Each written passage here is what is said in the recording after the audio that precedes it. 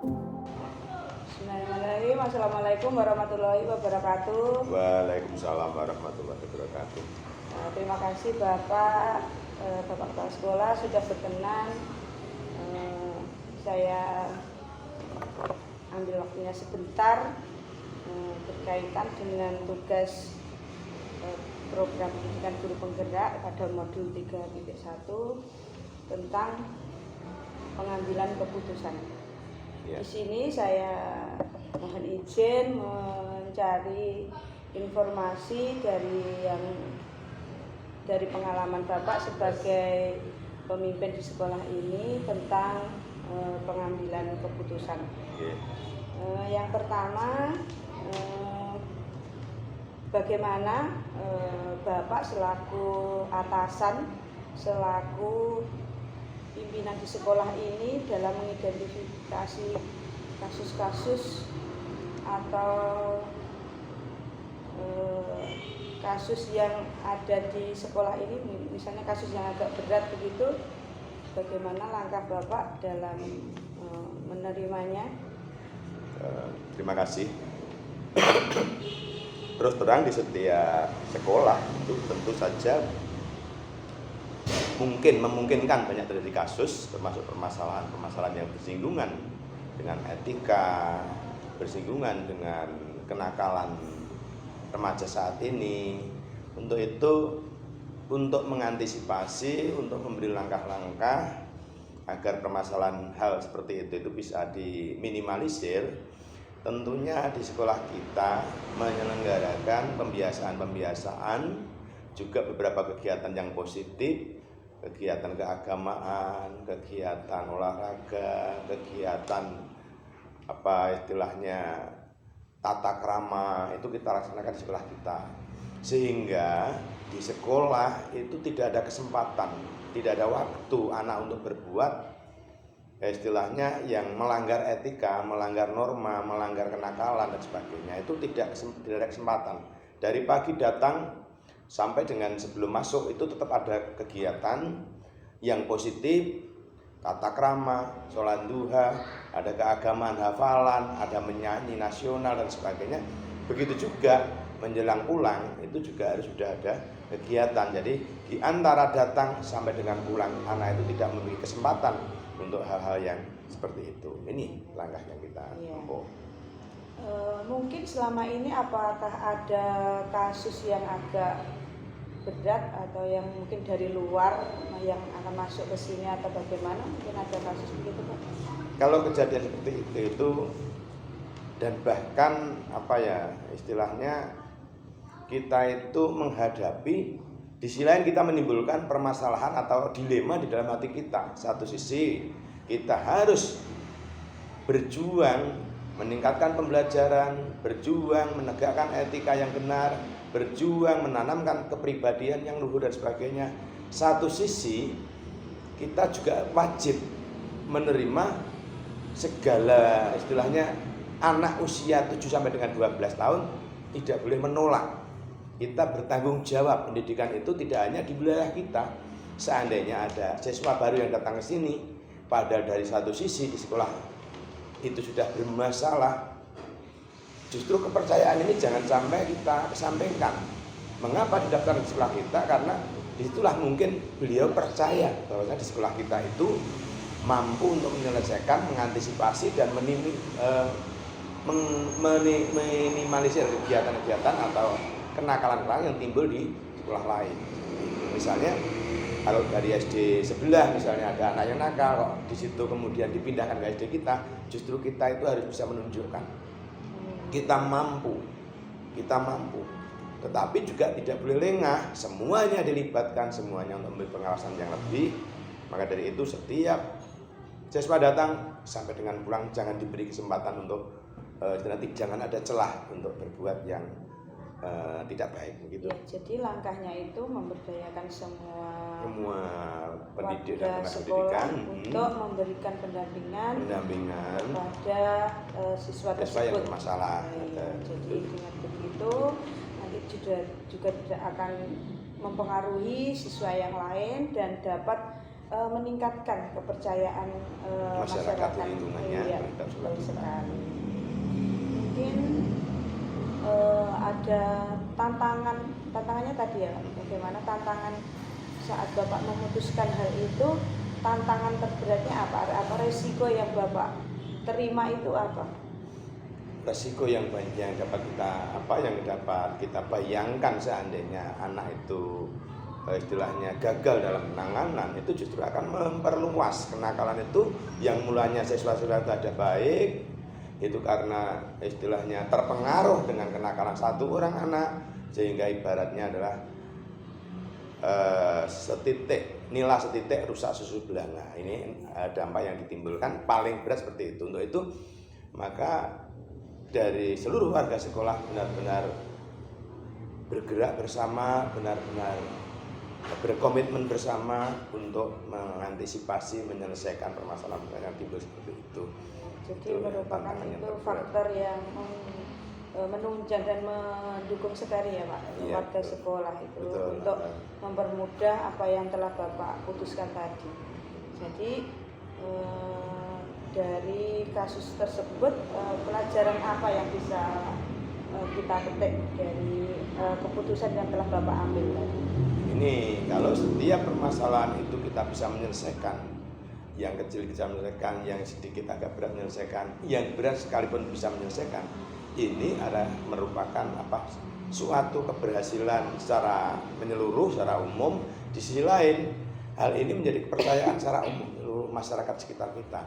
Ini jadi merupakan memang tanggung jawab seorang guru, seorang pendidik itu harus bisa mengubah dari anak yang kurang dewasa menjadi dewasa, dari anak yang mungkin ke arah kiri bisa lurus dan sebagainya, dan seterusnya. Dan paling terpenting adalah mengantarkan apa yang menjadi harapan dari orang tua murid melalui pembelajaran di sekolah itu. Ya, memang tugas kita adalah sebagai mencerdaskan kehidupan bangsa itu tetap menjadi kita pegang teguh ya Pak. Tidak kalah penting adalah tentang budi pekerti, tentang etika itu. Karakter. Ya, terima kasih atas waktu yang telah diberikan kepada saya. Semoga apa yang menjadi keputusan kita adalah keputusan yang baik dan dapat dipertanggungjawabkan ke depannya. Terima kasih Bapak atas waktunya. Mohon maaf bila mengganggu. Terima kasih, lancar-lancar, sukses.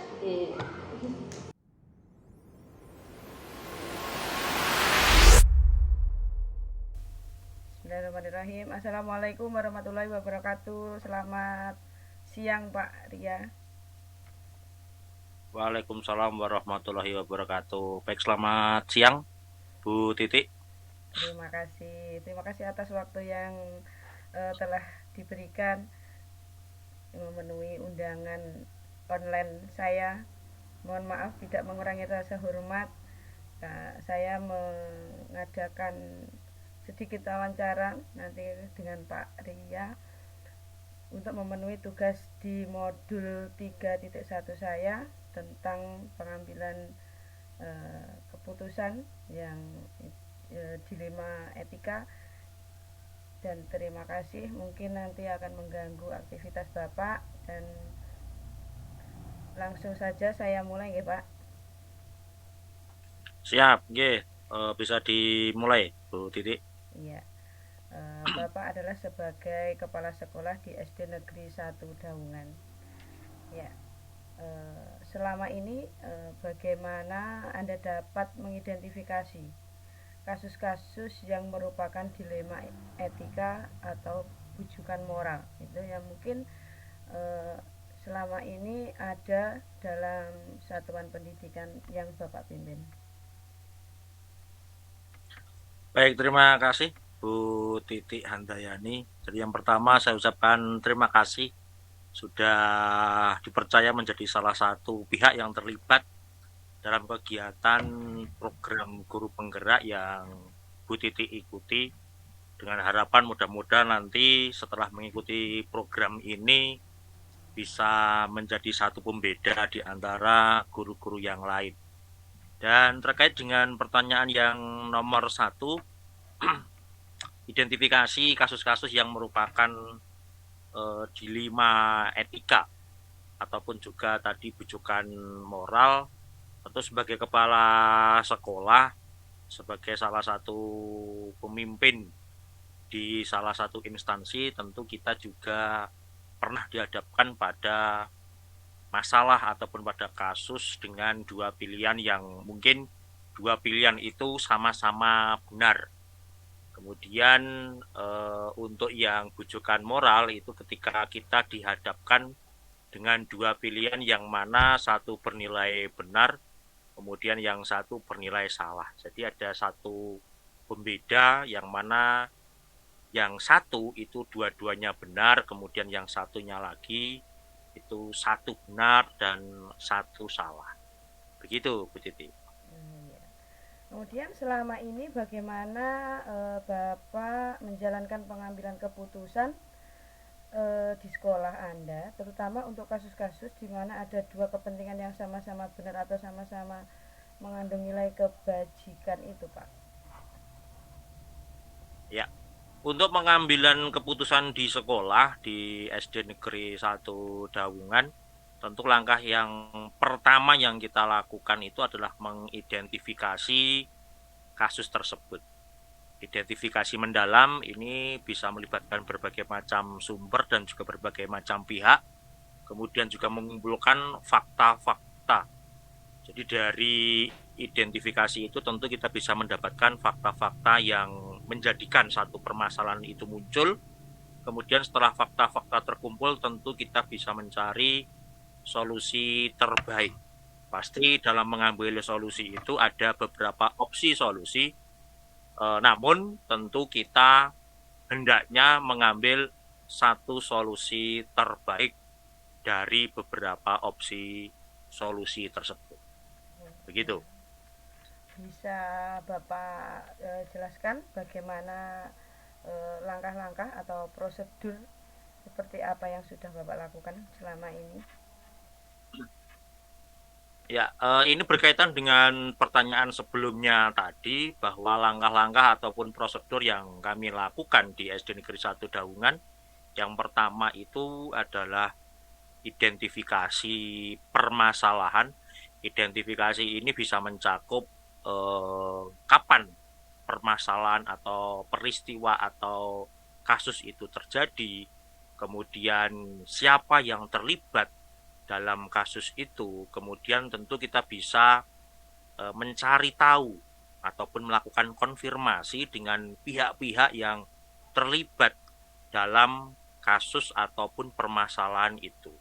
Kemudian dalam konfirmasi dengan pihak-pihak itu kita juga bisa melibatkan Bapak Ibu guru, teman-teman kita, bahkan mungkin kalau yang sudah terjadi di SD Negeri 1 Dawungan, kita juga bisa mengajak komite ataupun pengurus komite sekolah yang kita pandang bisa untuk menyelesaikan masalah yang muncul di sekolah kami. Itu, begitu.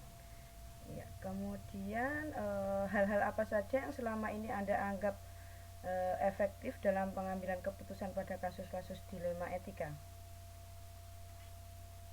Ya, yang paling efektif tentunya adalah melakukan musyawarah ataupun berdiskusi dengan berbagai pihak yang terlibat.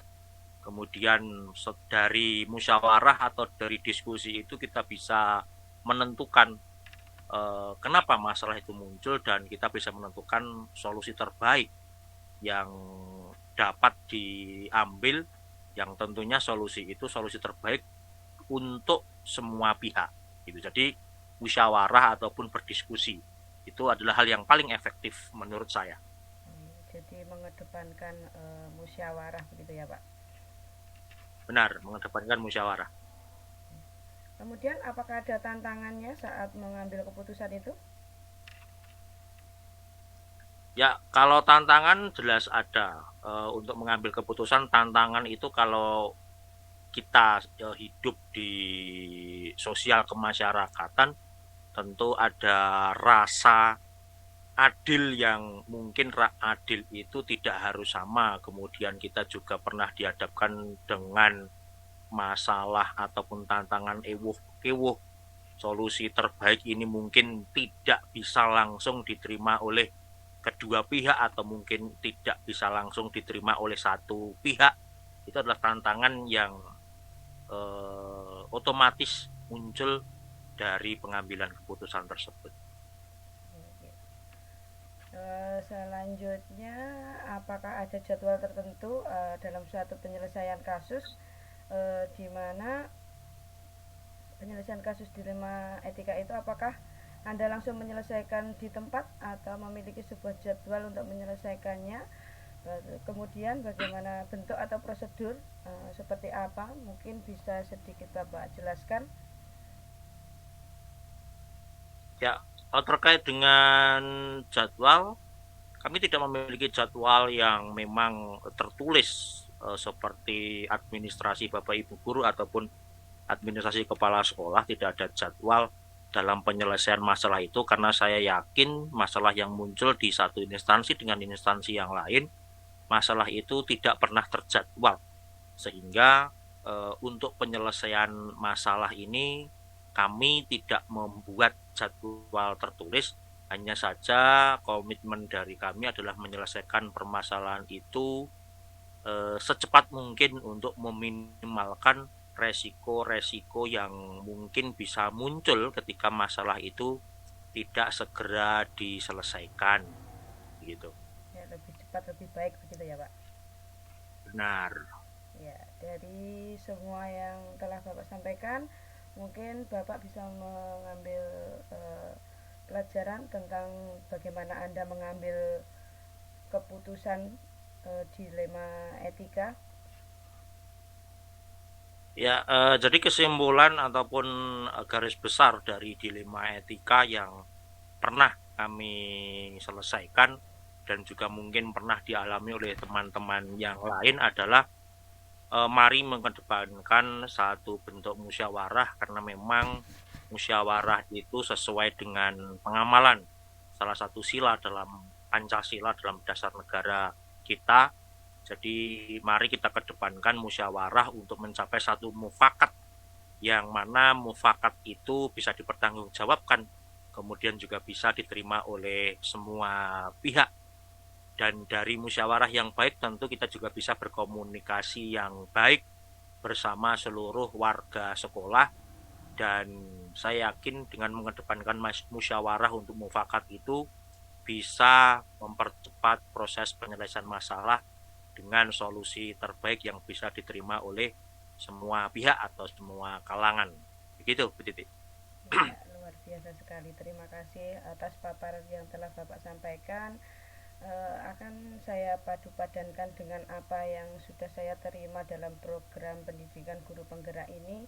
Semoga menjadi wawasan yang lebih untuk saya pribadi dan memberikan dampak yang baik pula untuk satuan pendidikan di tempat saya bekerja pula.